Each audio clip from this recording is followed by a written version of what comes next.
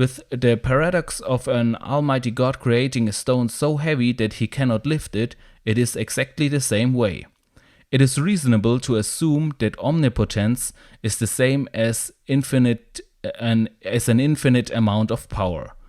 What's paradoxical is not God's omnipotence, but the fact that we cannot grasp the concept of infinite power, just as we cannot grasp the concept of an hotel with an infinite amount of rooms.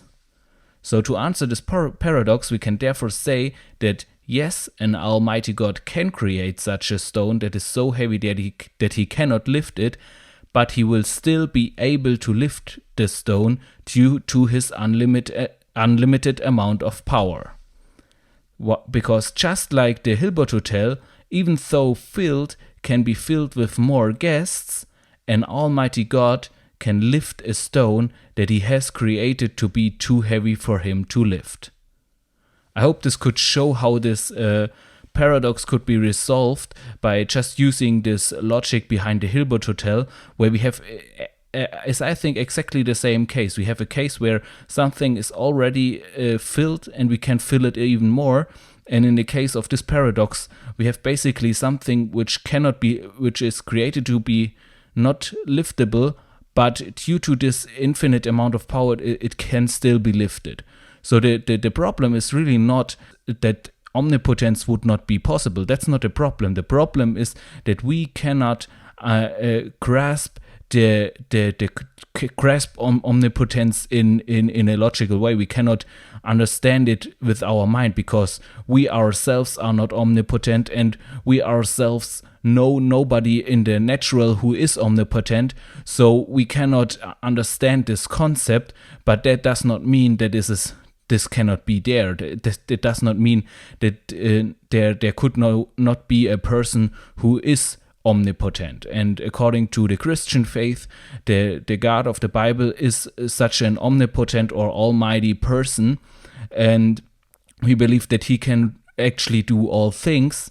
And in this case, he could create such a stone, but he would then also be able to lift it. As contradictory as this sounds, as we have seen, the contradiction is not in this ability, the contradiction is in our own mind.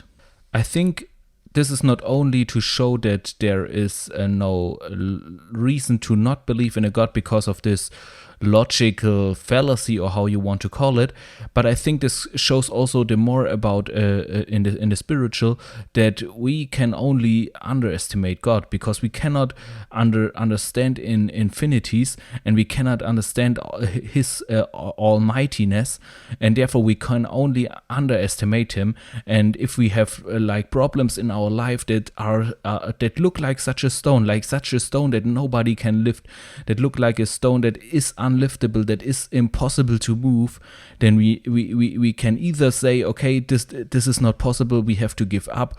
Or if we are of faith and if we believe in him, if we believe in God, we can say, no, I know a God who can move the mountains, who can move anything, who can move even a stone that is created such that it is unliftable.